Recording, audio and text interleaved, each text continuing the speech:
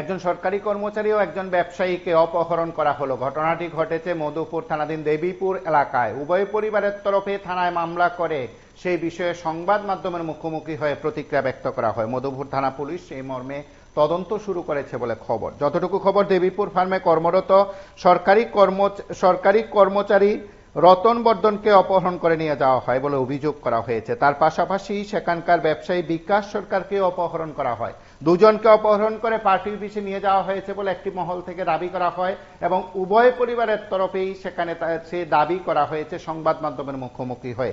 তার পাশাপাশি মধুপুর থানা পুলিশ সেই মর্মে তদন্ত শুরু করেছে বলে খবর। যতটুকু খবর, পুলিশের কাছে তাদের বক্তব্য উপস্থাপন করে জানানো হয়েছে যে গতকাল রাত থেকে তারা অপহৃত হয়েছেন। গতকাল রাতের পর আর তাদের সঙ্গে আর যোগাযোগ করা সম্ভব হয়নি, যোগাযোগ করা হয়নি এবং তারা জানিয়েছেন উভয় পরিবারের তরফে জানানো হয়েছে তাদেরকে পার্টি অফিসে অপহরণ করে নিয়ে যাওয়া হয়েছে। কোন পার্টি অফিসে, কেনই বা অপহরণ করা হয়েছে, এই বিষয় নিয়ে তারা সংবাদ মাধ্যমের মুখোমুখি হয়ে যতটুকু বলেছেন তাতে বেশ কয়েকটি নাম উঠে এসছে। অভিযোগ, পিঙ্কু, টুটন এবং সুমন কিরণ, তাদের বিরুদ্ধে সেখানে অভিযোগ করা হয়েছে।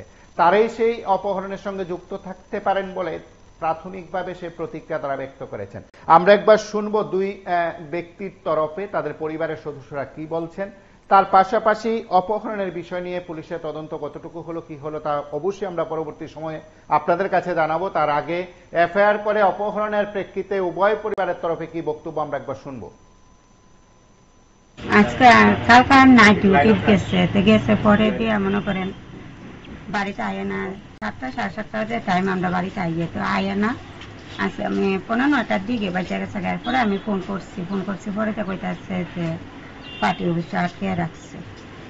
পার্টি অফিসে কি কারণে আটকাইছে এটা আমি করতাম পারি না।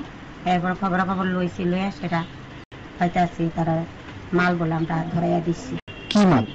অবৈধ মাল, মনে করেন গাঁজা আছে, পেন্সি আছে, মানে পাচারকারী আটকাইছে। হ্যাঁ। আপনার হাজবেন্ডের নাম কি? রতন বর্ধন। তাই কি করে? দেবীপুর ফার্মে চাকরি করে। আচ্ছা, বয়স কত হইব? বয়স তো 50-55। তাই নাকি অন্যান্য দিনের মতো তাই ডিউটিতে ছিল কালকে? তাই নাকি মানে দেবীপুর থেকে বাড়ি আসার পথে তাই না আটকাইছে তারা? এখনো কি ছাড়ছে না? না। এখন আপনি কই আইছেন? এখন আমি আছি থানা। আচ্ছা, কাদের বিরুদ্ধে অভিযোগ করবেন? অভিযোগ যারা নাম পাইছি, আমি কয়েকজনের নাম পাইছি, এরপর বাকি অন্যান্যরা আছে 4-5 জনের নাম আমি পাইছি আর কি। মানে তারা নাম দিয়ে সেরা অন্যান্যরা লোকে আছে।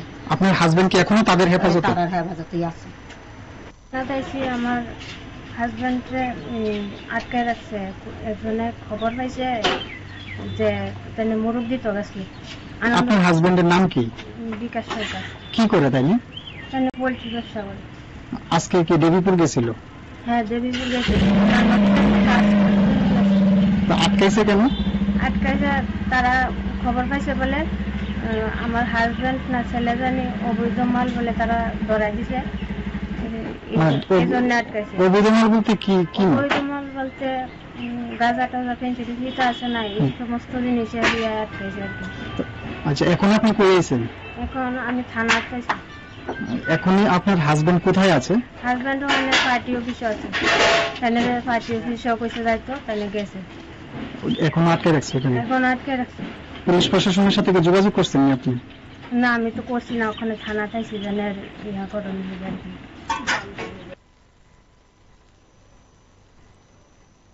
আপনারা শুনলেন উভয় পরিবারের তরফে কি বক্তব্য এবং অপহরণের পেছনে কারা যুক্ত থাকতে পারে বলে তাদের প্রাথমিক ধারণা সন্দেহ করা হয়েছে। তার পাশাপাশি পুলিশকে আজ জানানো হয় গতকাল রাত থেকে সেই ঘটনা মধুপুর থানাধীন দেবীপুর এলাকা থেকে এসে চাঞ্চল্যকর অভিযোগ উঠে আসছে যে সেখানে অপহরণ করা হয়েছে দেবীপুর ফার্মের সরকারি কর্মচারী নাইট গার্ড। তার পাশাপাশি একজন ব্যবসায়ীকেও সেখানে অপহরণ করা হয় বলে অভিযোগ করা হয়।